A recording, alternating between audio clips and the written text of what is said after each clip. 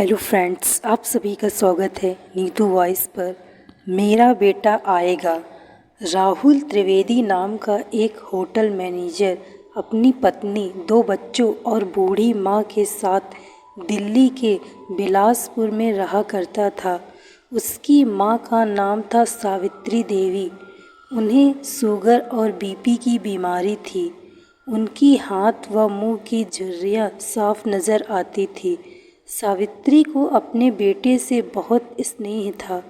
बचपन से ही वह अपने बेटे को पलकों पे बिठा कर रखा करती थी और उसकी सारी फरमाइशों को पूरा करती थी।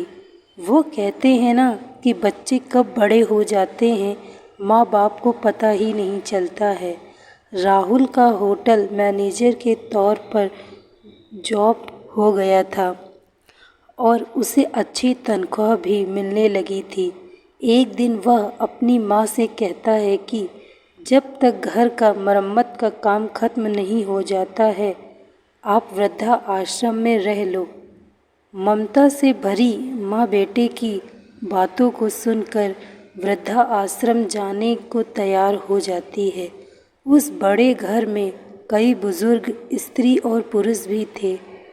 उन्हीं में से एक ने सावित्री से कहा, आपको भी बेटे ने घर से निकाल दिया है? सावित्री ने चिढ़कर वह बड़े अभिमान से कहा, नहीं नहीं, मेरा बेटा ऐसा नहीं है। वह तो श्रवण कुमार है।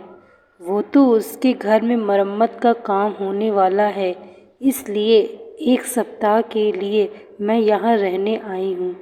रहने दीजिए सावित्री जी, ये सब बहाने हैं, बुजुर्ग ने कहा।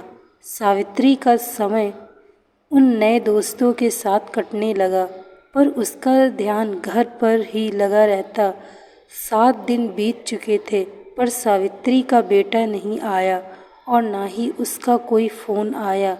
तब सावित्री ने ही बेटे को फ़ोन लगाया और पूछा, कब आ रहा है लेने?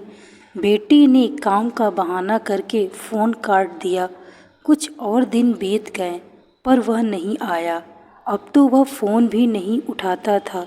सावित्री के 7 दिन 7 महीने में बदल गए, पर वह नहीं आया।